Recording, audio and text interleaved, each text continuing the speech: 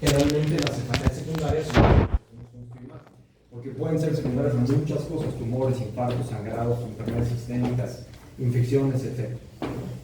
Y luego están las, no, todas las cefaleas tienen que estudiar. Sí. Ahorita vamos.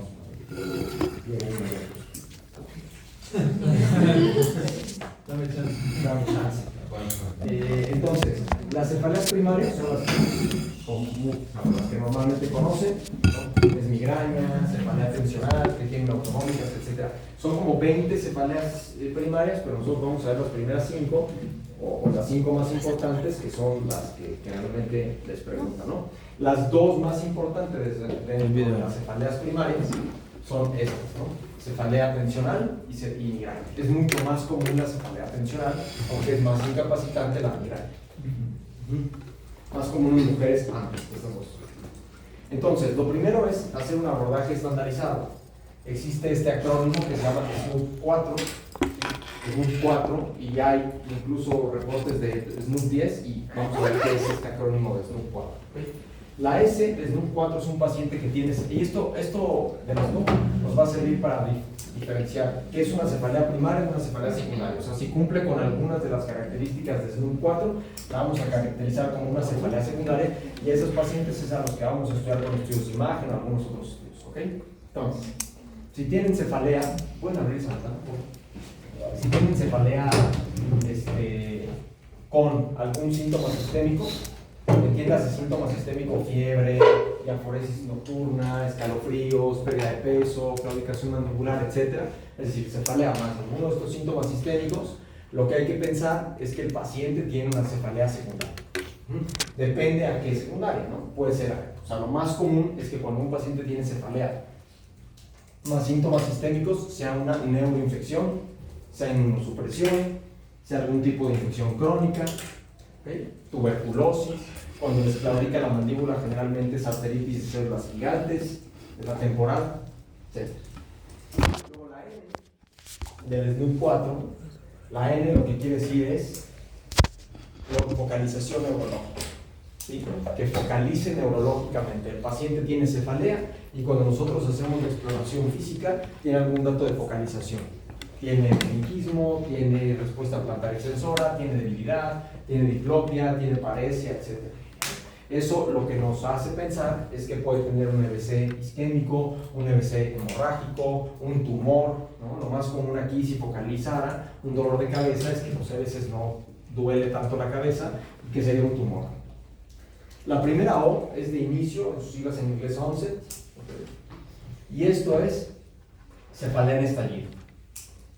Eso quiere decir, la cefalea en estallido se caracteriza o se define por una cefalea que va del 0 al 10, o sea, de nada a la máxima intensidad en menos de un minuto.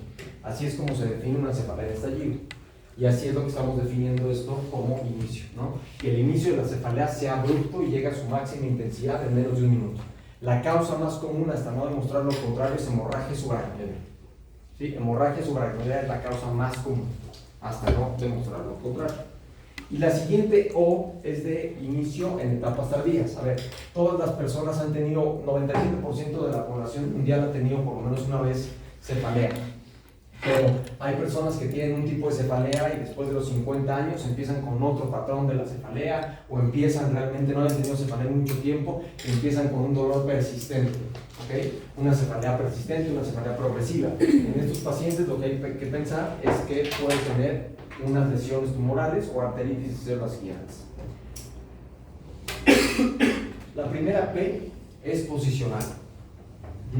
Cefalea que empeora con los cambios de posición. El paciente refiere que la cefalea le empeora si se acuesta, si se sienta, si se levanta, etc.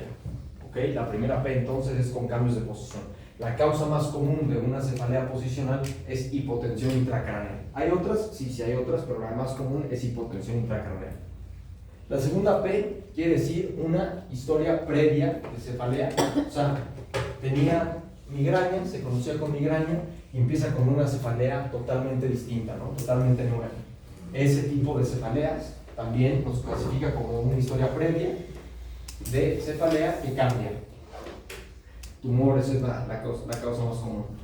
La tercera P es posparto, y ahí mismo también incluimos embarazo. Si tiene una cefalea durante el embarazo o en el posparto, hay que pensar en una apoplejía pituitaria, hay que pensar en una trombosis venosa, hay que pensar en preeclampsia, ¿okay? En alguna de estas patologías que lo vuelven más común. Y la última P, precipitada por Valsalva, es decir, con esfuerzos. ¿Sí? Si el paciente cuando tose, cuando estornuda, cuando puja, etcétera, tiene algún tipo de cefalea, hay que pensar que eso es una cefalea secundaria y lo que se debe a eso es una malformación del Chiari, que es que cuando el cerebelo se encuentra un poco más abajo de lo normal.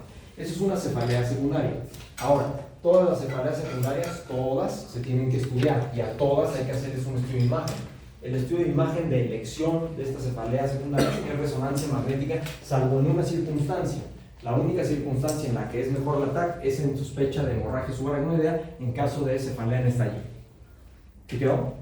O sea, a todos les vamos a hacer una resonancia magnética, a excepción de la que nos hace sospechar de hemorragia subaracnoidea, o sea, la O de Onset, que tiene una cefalea en estallido. Ok.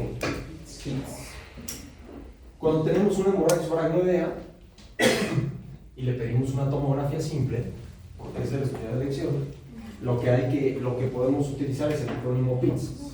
PITS quiere decir que vamos a buscar sangre en estos lugares anatómicos, ¿no? La tomografía. Vamos a buscar si tiene sangre en el parénquima, es decir, si tiene un coágulo, que esté presionando, que esté moviendo, y es intraventricular, es decir, que rompió a ventrículos. T quiere decir tallo cerebral, si tiene o no tiene sangre en el tallo cerebral, y S quiere decir que le vamos a buscar sangre en los surcos y cisuras. ¿Okay? Los surcos y cisuras es la causa, es el lugar anatómico más común de la hemorragia subaracnoidea, ¿correcto? Esto no le vamos a hacer más caso porque es lo que acabo de decir justamente. Entonces les decía, para todas las demás vamos a pedirle una resonancia magnética, y la resonancia magnética también lo vamos a hacer con el acrónimo PIN, ¿ok? ¿Qué vamos a buscar en una resonancia magnética? Si tiene anormalidades en la presión intracraneal, es decir, si tiene problemas de hipotensión o hipertensión intracraneal, o si tiene algún tipo de fístula. La I nos va a determinar si tiene infección. Meningitis es una causa muy común de cefalea. Si tiene cerebritis, como un absceso, por ejemplo. La N, neoplasias.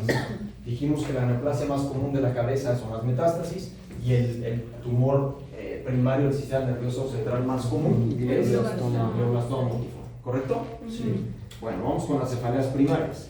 Entonces, las cefaleas primarias, salvo algunas trigémino autonómicas, las cefaleas primarias son migrañas, cefalea tensional, trigémino autonómicas, y estas les vamos a hacer el diagnóstico simplemente con historia clínica basándonos en los criterios de ICH-D3.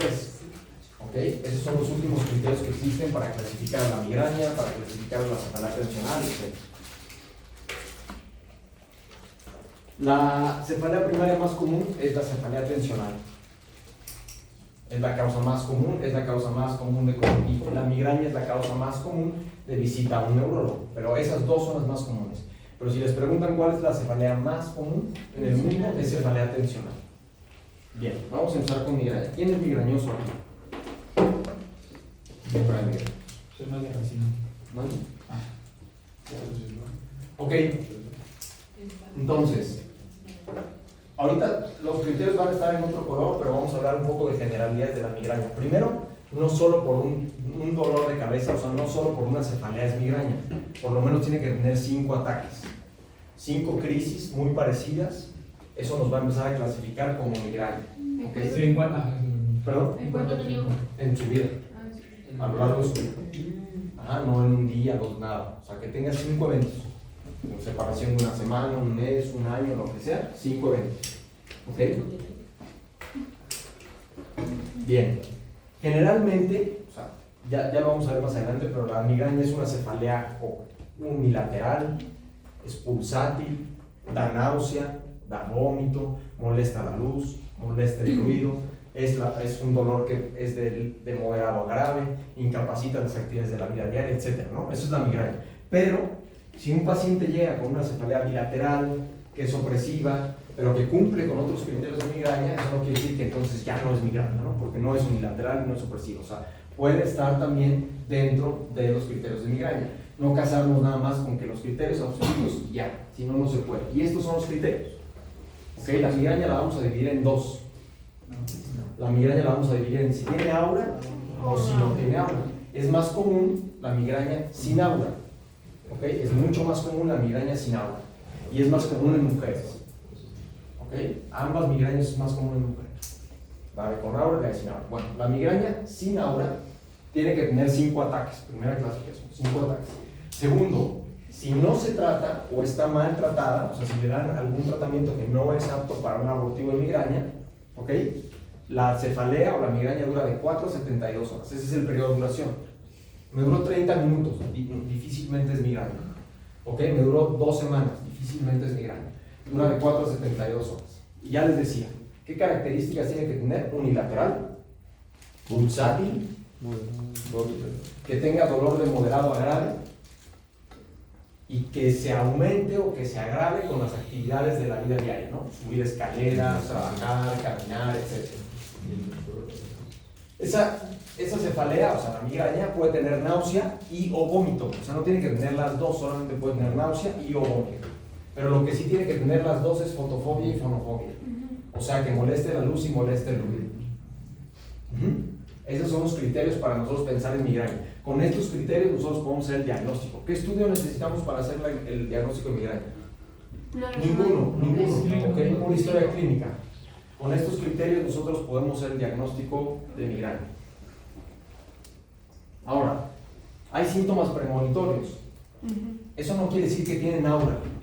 ¿Ok? Estos síntomas no necesariamente son de aura. Cuando es sin aura puede tener estos síntomas antes de que empiece el dolor de cabeza. Un buen migrañoso, como dice el doctor que acá nos da clases, un buen migrañoso sabe cuándo le va a dar migraña. ¿Ok? El que ya tiene migraña de mucho tiempo sabe cuándo le va a empezar la migraña. ¿Cuáles son los síntomas premonitorios más comunes? Justo estos, ¿no? Empiecen con fatiga, empiecen con algunos bostezos, que estén con trastornos de la concentración, algunos tienen dolor de cervical, les molesta la luz, les molesta el ruido, aumenta la frecuencia urinaria, se ponen irritables, cambia el humor, etc. Y están estos 3 subtipos de migraña: migraña con aura, migraña sin aura y migraña crónica. 1 de cada 4 personas que tienen migraña puede presentar migraña crónica, o sea, el 25%. ¿Sí? El 25% de los migrañosos van a tener migraña crónica. Ahora, estas son las características para pensar en migraña con aura. El primer cambio es que no necesitamos 5 ataques, sino que nada más necesitamos 3 ataques. ¿Ok? 3 ataques de migraña con aura son 2 ataques de migraña con aura son suficientes para pensar que ese paciente o para diagnosticarlo. ¿Sí? Las características del dolor son los mismos. Son las mismas: unilateral, pulsátil, fotofobia y fonofobia, náusea, vómito, moderado a grave y que incremente con las actividades de la vida diaria. ¿Okay? Lo que vamos a ver aquí es cómo vamos a definir con el aura. ¿Qué es el aura?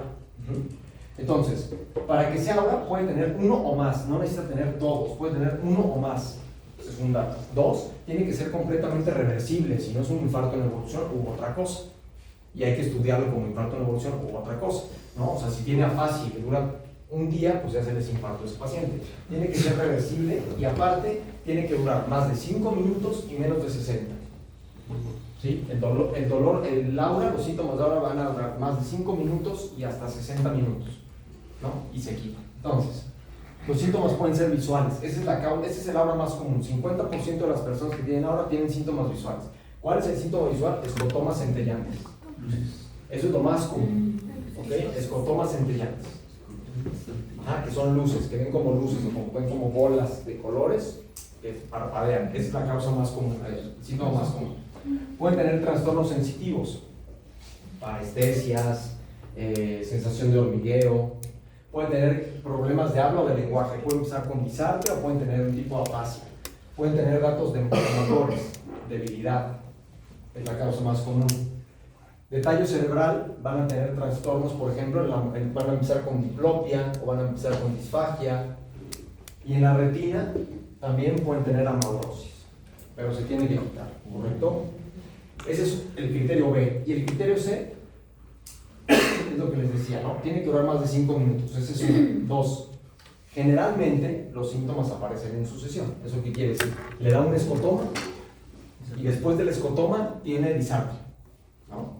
o le da un escotoma y después del escotoma empieza con hormigueo o parestesia, etc. Eso quiere decir que es insuficiencia. No tiene que cumplir con todos, solamente con 3. ¿Siempre vas a llevar esa sucesión? Normalmente sí. Ahora, puedes no llevar una sucesión, o sea, no tienes que cumplir con los 6. O sea, podrías cumplir con el de 5 minutos, el de 5:60 y así, ¿ok? 3 de las siguientes 6, ¿no? Igual aquí, 1 o más de los siguientes, no tienes que cumplir con todos, ¿ok? Solo digo cuáles son algunos criterios, pero no tienes que cumplir con todos. Luego, ya había dicho que 5:60 minutos, al menos un síntoma de ahora es unilateral, por ejemplo, el escotoma centellante, solamente en un ojo. Que sea positivo, quiere decir que tiene parestesias o algún tipo de hormigueo o sensaciones de picaduras. Y esto es dato importante, no todo cumple, pero que después del aura, después de los 60 minutos de aura, viene la cefalea. ¿Ok? Viene la cefalea. ¿En todas las personas les da cefalea después de la aura? No. A algunas personas se quedan en el aura. Migraña crónica. Es raro ver la migraña crónica, pero el primer dato importante es que dura más de 15 días. ¿Recuerdan que la clasificación de migraña era de 4 a 72 horas? Sí. Bueno, si dura más de 15 días, eso quiere decir que es migraña crónica. Y aparte de 15 días, que sea por 3 meses. ¿Seguidos los 3 meses? No. ¿Ok? Que cumpla con 3 meses en el año, en donde tenga más de 15 días de dolor de tipo migraña. Y son los mismos síntomas que ya dijimos antes. Unilateral, pulsátil, etcétera, etcétera. ¿Correcto? Ahora, 40% de los pacientes que tienen cefalea tensional y 40% aprox de los pacientes que tienen migraña tienen una cefalea secundaria mezclada. Y la cefalea secundaria que tienen es por abuso de analgésicos. Está bien definido. O sea, tienen tanto dolor que empiezan a tomar analgésicos todo el tiempo, constantemente, y aunque no se les quite el dolor o se lo quitan por periodos muy cortos de tiempo, exceden. ¿Okay? Entonces, para que sea una cefalea por abuso de analgésicos, ocurre más de 15 días al mes en un paciente que ya tiene un trastorno de dolor de cabeza persistente, o sea, migraña, cefalea tensional, que abusen como más de 3 meses con tratamiento agudo. ¿Cuáles son los AINES? Ketorolaco, diclofenaco, naproxeno, ibuprofeno. Exacto. Entonces, la migraña tiene 5 fases. Lo que pasa antes, lo que pasa en el dolor de cabeza y lo que pasa después. Recordar que no es lo mismo los pródromos o los síntomas premonitorios que el aura. El aura está bien definida, tiene criterios de definición. Si tienen bostezo, fatiga, irritabilidad, cambios de humor, etc., eso no es aura, esos son síntomas premonitorios. El aura ya la definimos. Luego viene la cefalea, dura la cefalea lo que tenga que durar, y luego viene qué pasa después del dolor de cabeza, ¿no? Que es cuando dicen que se sienten muy cansados, ¿okay? Que están como golpeados, que tienen mucha fatiga, etc. El periodo interictal es lo que sucede entre un dolor de cabeza y el otro. Que generalmente son personas que están normales, que no tienen problemas. La fase prodrómica puede venir hasta 48 horas antes, o sea, un migrañoso puede decir, me va a dar dolor de cabeza, y tener 48 horas antes síntomas que no van a producir. Esa es una. Y dos, el periodo postdrómico dura solamente un día, dura 24 horas. O sea, están madreados los siguientes 24 horas. Después de las 24 horas ya es otra cosa. ¿Ok? ¿Por qué se produce la migraña? Bueno, antes se pensaba, y se sigue, tiene una buena teoría, que es una cefalea de tipo vasco, en donde hay por una razón, en donde se secretan varios péptidos, como el péptido relacionado al gen de la calcitonina, se secretan, se produce una vasoconstricción cerebral. Y cuando se produce la vasoconstricción cerebral es cuando vienen los síntomas prodrómicos, el aura migrañosa, los síntomas prodrómicos, ¿ok? Eso que sucede, la fatiga, la irritabilidad, aparentemente es por una vasoconstricción. Como el cerebro no puede estar en vasoconstricción porque se infarta, hace una vasodilatación secundaria. Y justamente la vasodilatación es lo que ocasiona la cefalea. Por eso es una cefalea pulsátil. Por eso es una cefalea unilateral, porque hay una vasodilatación. Y bueno, está toda esta fisiopatología de la migraña, ¿ok? Se supone que también hay una onda que va del occipital hacia el frontal. Por eso empiezan con síntomas visuales y luego migra hacia la parte frontal y es cuando viene el dolor de cabeza. 80% van a presentar síntomas premonitorios, de los cuales ya hablamos. ¿Y por qué se producen los síntomas premonitorios? Por una actividad hipotalámica. ¿Ok? El hipotálamo es lo que se activa. Si la pregunta es cuál es el sitio neuroanatómico que se activa inicialmente en la migraña, es el hipotálamo. Es cuando se produce todo esto. Y todas las conexiones que se producen a nivel hipotalámico son las que juegan un papel en el dolor. Bien. ¿Qué es lo que sucede después? La cefalea va migrando. Dije que empezaba en el occipital, luego se iba a frontal y luego está en el hipotálamo y baja el tallo cerebral. Entonces, cuando viene toda la hipersensibilidad hacia la fotofobia, la fonofobia, eso está en el tallo cerebral. Eso está en el nervio óptico y también está en el octavo nervio, ¿ok? Se empieza a activar de arriba hacia abajo. El aura ya dije que es poco común, se presenta en el 30% de los pacientes que tienen migraña, 33%, ¿ok? Y no es raro que aparezca en ausencia de cefalea. No todos los pacientes que tienen aura van a presentar cefalea.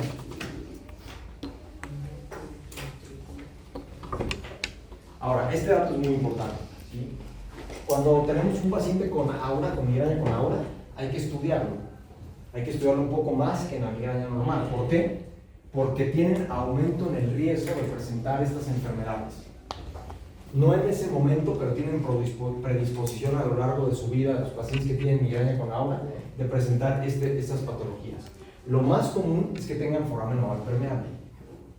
Y eso se tiene que estudiar con un eco, ¿okay? Pueden tener foramen oval permeable y algunas otras personas pueden desarrollar a lo largo de su vida EBC isquémico, Parkinson, trastorno bipolar o trastornos de pánico. ¿Quiere decir que todos los pacientes que van a tener migraña con aura presentan esto? No, absolutamente no. Solamente es una predisposición.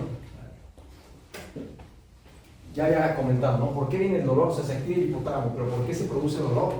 Bueno, el dolor se produce porque se activa la vía trigeminovascular. La sustancia gris periaqueductal y la vía trigémino-cervical y trigémino-vascular es la que ocasiona el dolor. Eso es lo que da dolor. Y la fase postdrómica que dura un día, ¿ok? 88%, el síntoma más común de la fase postdrómica es la fatiga. ¿Ok? El síntoma más común es la fatiga. Algunos otros pueden tener dificultad para concentrarse y otros dolor en cuello. ¿Qué es lo que sucede entre uno y otro dolor de cabeza? Bueno, en realidad los pacientes pueden estar asintomáticos, eso es lo más común, que están asintomáticos. Otros tantos pueden decir que tienen hipersensibilidad a la luz, que son muy reactivos a los olores, que son muy reactivos a los sonidos, ¿okay? Que pueden tener mareo, algún tipo de dificultad para concentrarse, pero lo más común es que estén normal. ¿Correcto? ¿Hasta ahí hay alguna duda o pregunta? ¿Seguros? Cefalea es lo que más se ve de lejos, es lo que más se ve en la consulta de neurología. Y entonces, para los que son migrañosos, esta parte del tratamiento sirve mejor. Bien, bueno, ahí les va. Tratamientos de primera elección. Hay dos tratamientos de primera elección. Uno son los AINES. Okay. Ya sé, a los migrañosos no les sirve. No, generalmente ya probaron AINES y no les sirve. Pero los AINES siguen siendo tratamiento de primera elección. En estudios grandes se ha visto que los AINES tienen una buena función. Está el paracetamol, aspirina, el diclofenaco, naproxeno y ibuprofeno. ¿Okay? Pero para abordar las crisis, yo creo que el mejor tratamiento son los triptanos. Los triptanos sigue siendo también el tratamiento de primera elección. O sea, nosotros lo vamos a clasificar como 1A, tanto los AINES como los triptanos.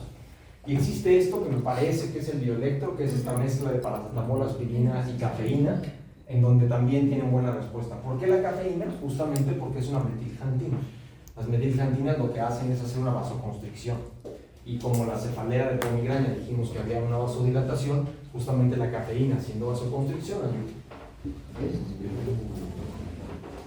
Entonces, vamos a clasificar los AINES. ¿Ok? Los AINES, para los pacientes que tienen una migraña leve o moderada, el paracetamol es una buena opción. El paracetamol se utiliza para los ataques que no incapacitan al paciente y la dosis mínima en cualquier adulto es 1 gramo. No 500 miligramos, sino 1 gramo. Permite pocas horas libres de dolor, en el 22.4% de los pacientes. Los otros AINES, aspirina, diclofenaco, ibuprofeno y naproxeno, también son para dolores leves a moderados. Si se utilizan por más de 15 días, dijimos que podrían tener cefalea por abuso de AINES, pero también son para ataques leves a moderados. Los opioides, el tramadol, la buprenorfina, etcétera, están contraindicados, son proscritos. Lo primero, ¿por qué? Es porque hacen vasodilatación. Y dijimos que la migraña es una vasodilatación. Entonces lo que vamos a hacer es perpetuar el dolor de cabeza. Entonces está proscrito utilizar medicamentos que son opioides o los derivados como el tramadol. Los triptanos que actúan en receptores de serotonina como 5-HT1B y 5-HT1B reducen la activación del nervio trigémino y estos son la indicación para los ataques moderados a graves. ¿Okay? Aquí en México hay muchos triptanos, casi todos son vía oral, no hay intranasales, que son muy útiles, pero está el sumatriptán, que es el Imigran, está el eletriptán, que es el Repax, está el solmitriptán, que es el Somig, que es por tabletas dispersables sublinguales. No. Está el almotriptán, me parece. ¿Sí? Este es el tratamiento, estos son los triptanos. Esto es lo mejor para una cefalea moderada a grave. Bien. Ahora, ¿cómo escogemos el triptano? Muy importante de los triptanos es que no funcionan si llevan 6 horas de dolor de cabeza. ¿Ok? Generalmente se da en la parte aguda. Cuando se instala el dolor de cabeza es cuando hay que tomar los triptanos. Si pasa demasiado tiempo no va a ser suficientemente útil. Ahora, estos proporcionan horas libres de dolor hasta en el 76% de los pacientes. ¿Sí? Mucho mejor resultados con la ergotamina, que ya no se utiliza como primera elección, la ergotamina ya es de segunda elección. Mejor que los AINES. Si se combina un triptano con algún AINE da mejores resultados. Ahora, efectos adversos de los triptanos, muy importante, dolor precordial. Si nosotros le damos triptanos a un paciente que tiene cardiopatía isquémica o datos de enfermedad vascular, le podemos infartar. ¿Ok? Porque ¿qué van a hacer los triptanos? Pues van a tratar de hacer una vasoconstricción, van a tratar de cerrar el calibre de los vasos. Como les decía, los triptanos, ya hay nuevos medicamentos que permiten utilizar estas dosis más avanzados en la enfermedad, pero bueno, los triptanos se deben utilizar de forma temprana en la cefalea, ¿ok? Hasta 40% pueden no responder a los triptanos y en un tercio de los pacientes puede haber recurrencia, pero es lo mejor que tenemos en este momento, casi lo mejor que tenemos en este momento para los datos agudos, ¿ok?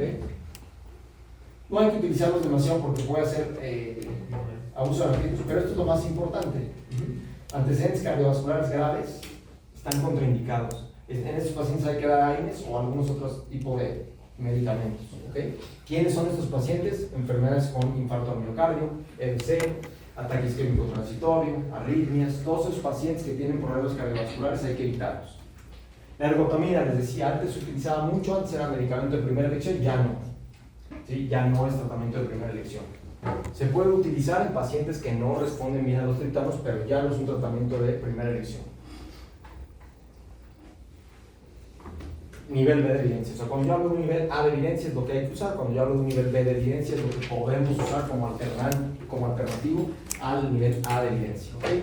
¿Por qué la ergotamina dejó de ser nivel 1? Por todos estos efectos adversos que puede presentar, ¿no? Mareo, puede causar también cefalea, puede dar ansiedad, ¿okay? Puede tener reacción en el sitio de aplicación, puede tener también problemas cardiovasculares, problemas hepáticos. No se debe utilizar en pacientes que tienen hipertensión descontrolada. Dato muy importante. ¿Correcto? Dato muy importante, no se puede utilizar en estos pacientes. Esto es lo más nuevo que hay. Titanos. Hay uno en México. ¿Okay? Se llama Raybo, se llama Lasmiritan. Y estos tienen mejor perfil que los triptanos. ¿Okay? Existe Lasmiritan, para los migrañosos pueden comprar eso, es bastante útil. ¿Okay? Y este se puede utilizar tiempo después, hasta 4 horas después de haber empezado los síntomas. No se necesita hacer el tratamiento en agudo como los triptanos, sino que se puede utilizar hasta 4 horas después de haber empezado los síntomas y tienen menos efectos adversos. Estos están justamente indicados para los pacientes que tienen contraindicaciones para triptanos. No funciona el Relvac, no funciona el Solmitriptan, etc. Podemos dar estos. ¿Sí? Eso es bastante útil. ¿Todos se venden sin receta? Sí. Ninguno se da receta. O sea, todos tienen prescripción libre. Pueden presentar algunas parestesias, algo de fatiga, no se recomiendan más de 4 dosis en un mes. Lo que más refieren los pacientes es que les da fatiga y mucho sueño. ¿En cardiópatas podríamos utilizar? Sí, en cardiópatas se pueden utilizar. Estos apenas va a salir uno, los Gepantos. Los gepantos son antagonistas del receptor CGRP. Lo que les decía, el CGRP es un péptido liberador del gen de la calcitonina. Esta molécula ha sido la más estudiada y de las más importantes para contrarrestar la migraña. De hecho, en tratamiento profiláctico, que ahorita vamos a hablar de él, se busca bloquear esta vía del CGRP. Los gepantos están por salir, pero también son medicamentos con buen perfil. Bien. Entonces, el tratamiento de la migraña la vamos a dividir en dos. El tratamiento del agudo, bueno, todos los tratamientos de la cefalea las vamos a dividir en dos. ¿Qué hacer cuando tiene el dolor de cabeza y qué hacer para que no le dé dolor de cabeza? Eso se llama tratamiento preventivo o profiláctico. Bueno, el tratamiento profiláctico, ¿cuándo le vamos a dar a un paciente tratamiento profiláctico? Ese es de cajón. Cuando ya sea crónico, pues tiene varias indicaciones. Cuando tiene el prodromo, Ahí va. No, profiláctico. O sea, te ponen el medicamento todos los días por 3 a 6 meses. Entonces, uno, que tenga 2 ataques graves o discapacitantes. 2 ataques graves o discapacitantes, que lo manden a la lona, o sea, que no puedas ir a trabajar, que no puedas ir a la escuela, que nada, o sea, 2 ataques incapacitantes en un mes, ese es uno. 2, que tenga 4 ataques, aunque no sean discapacitantes, en un mes. Los 2 ataques discapacitantes en un mes o 4 ataques, aunque no sean incapacitantes en un mes. Ese es uno. 2, cuando el tratamiento agudo está contraindicado, es un paciente cardiópata que tiene muchos efectos adversos cuando le damos un medicamento agudo, etc., tiene que tomar un medicamento preventivo. 3, cefalea por abuso de aire. 4, esto es muy poco común, y cuando tiene migraña hemipléjica, que se ve muy raro, o migraña con aorta cerebral. Y 5, que el paciente te lo diga. Eso es muy importante, o sea, que me diga, no, a ver, me da un dolor de cabeza cada 3 meses, pero me tumba, no quiero tener dolor de cabeza una vez cada 2 o 3 meses, dame un profiláctico, ese también es una indicación, ¿ok? La decisión del paciente. Entonces, hay varios tratamientos profilácticos, ¿no? Ahora, pero lo primero es cuándo lo quitamos, o sea, porque la pregunta en consulta siempre es, ¿y me lo voy a tomar para siempre? No, la pregunta es, la respuesta es de 3 a 6 meses. De 3 a 6 meses siempre y cuando estés libre de dolor. Ajá, porque si en estos primeros 3 meses todavía tuviste dolor, eso no se considera como una buena tasa de éxito. ¿Ok? 3 a 6 meses. ¿Se abre el fármaco ahí? No necesariamente, en 3 meses, si no mejora, sí lo podemos cambiar. Entonces, hay 4. Hay 4 medicamentos profilácticos para la migraña. 6 siempre ya, vamos a quedar con 4. Y siempre pienso justo y siempre explico lo mismo y seguro no se les olvida. Ahí les va. Se acerca a cualquiera de ustedes, mujeres, y no es porque sea discriminatorio, pero la cefalea funcional y la migraña es más común en mujeres. Cuando hablemos de trigeminal, hablar de hombres. Se acerca a cualquiera de ustedes que esté estudiando, que se despiertan muy temprano, que a las 9:30, y dice, güey, tengo migraña. ¿Qué me puedo tomar? Entonces, lo que razona es lo siguiente. A ver, los 4 medicamentos profilácticos son valproato de magnesio, topiramato, propranolol y metoprolol. Esos son los 4 medicamentos vía oral que existen de primera elección. O sea, esos son 1A. Entonces, se acerca a cualquiera de ustedes y lo primero que pienso es, ok, si le doy valproato de magnesio, sodio, ¿no? es igual. Valproato es solo valproato de magnesio o ácido valproico. Es igual. ¿Ok? Pueden encontrarlo como cualquiera de esas 3. No digan, no, me dijo valproato de magnesio, de sodio o ácido valproico, lo mismo. ¿Ok? Si yo pienso, si le doy valproato de sodio, va a engordar, va a aumentar la madre, se va a caer el pelo, y le va a salir bigote. ¿Va a ser qué? Y le va a salir bigote. Entonces, valproato de magnesio. Y si se embaraza por alguna razón, el valproato de magnesio es altamente teratogénico.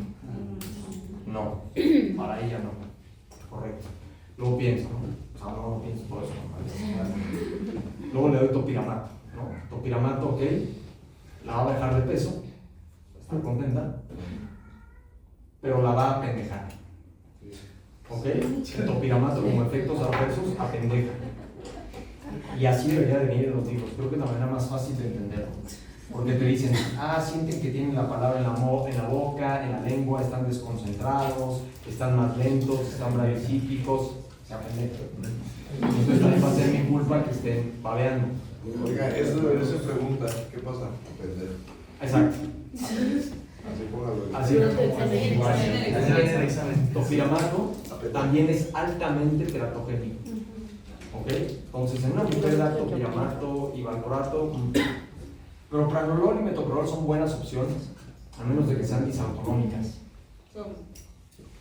Si son disautonómicas, pues estamos más fregados, pero ya hay cosas que hagan.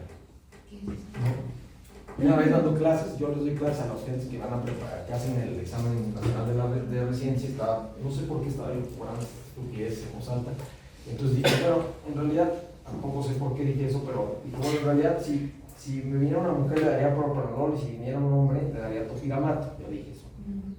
Me quedé pensando, entonces, una mujer empoderada levantó la mano y me dijo, ¿qué? ¿Por qué? ¿A los hombres no los apendejan? Tiene razón, si los apendejan, pues se quejan menos. No, si no, oiga, doctor.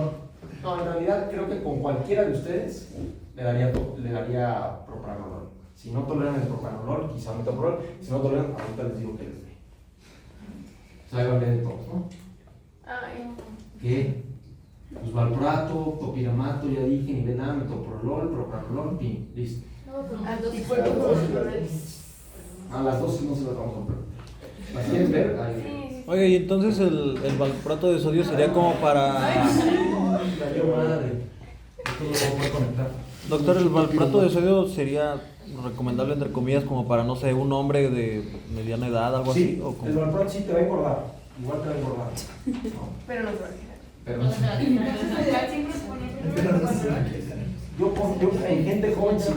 Para fines de examen. Propranolol. No te voy a poner a competir. En viejitos damos otra cosa, pero es raro ver esto en viejitos. Botox es indicación 1A. ¿A poco el botox se da para cefalea? No puedo ahorita, te lo puedo platicar. ¿Pero qué nos inyecta eso? La dosis, sí se me dio cuenta. La dosis de valproato es de 250 miligramos a 500 miligramos y eso se da cada 12 horas. Y por favor, los antiepilépticos, que son topiramato y valproato, no los empiecen en dosis altas, porque les da demasiados efectos adversos a las personas. Bueno, a todos, como nos puede dar demasiados efectos adversos. ¿Okay? El topiramato también se empieza muy bajito, se empieza a 100 miligramos cada 24 horas. A veces incluso menos, ¿okay? A veces 50 miligramos cada 12 horas. El metoprolol se empieza a 50 miligramos cada 12 horas. Todos estos son nivel A de evidencia, ¿ok? 50 cada 12 y el propranolol se empieza a 60 cada 12. ¿Listo? Luego, hay otros dos fármacos indicación. El siguiente fármaco indicación 1A es Botox. Toxina botulínica. ¿Okay? Solamente que son 26 inyecciones. Es un poco caro y doloroso. Pero si es indicación 1A, les funciona bien. ¿Y dónde se inyecta? Se inyectan en la parte. Hay 26 puntos en la cabeza, ¿no? Justamente. 26 puntos en la cabeza en donde se pone el Botox. Eso es bastante útil. Pero tiene dos cosas el Botox. Uno, es un tratamiento que dura 3 meses. No necesariamente después del uso de Botox va a empezar otra vez con la cefalea, pero dura 3 meses. El Botox tiene un efecto topado. Y dos, pues son 26 inyecciones. ¿Okay? Esos son los 5 fármacos indicación 1A, pero los vía oral ya los mencioné. ¿Okay? Y actualmente no hay evidencia todavía porque no hay demasiado tiempo, pero yo lo que utilizaría la mayoría de ustedes serían estos anticuerpos monoclonales. El que hay en México se llama Galcanezumab. Galcanezumab no tan caro costo-beneficio cuando lo comparas con las pastillas, más o menos 3,500 pesos al mes. Es una sola aplicación subcutánea al mes, durante 6 meses, 3 a 6 meses. ¿Okay? Una sola aplicación subcutánea al mes durante 3 a 6 meses. ¿Por qué utilizaría eso? Porque tiene muy pocos efectos adversos. 1, 2, porque es una sola aplicación. O sea, no los estoy limitando a que tengan que tomar una pastilla en la mañana, una pastilla en la noche, ya se me olvidó, ya me quedé dormido, ya se me olvidó la de la mañana, etc. ¿Okay? Entonces, por eso... ¿Igual también es preventivo? Perdóname. Igual es Sí, es preventivo, sí. Todos estos son profilácticos, ¿no? Se llama Galcanezumab. El medicamento comercial se llama No me acuerdo cómo se llama. Engaliti. Emgality, correcto. Emgality. Y mientras lo está usando, si le vuelve, o sea, si sí le da. Te das el tratamiento en agudo. Normalmente. Sí, tratamiento en agudo. Normal, ¿no? Cada vez que te des cefalea, tratamiento en agudo nada más. Ahora existen los medicamentos 1B. O sea, no me funciona ninguno de estos. Bueno, ¿cuál es el medicamento como de segunda elección? Amitriptilina.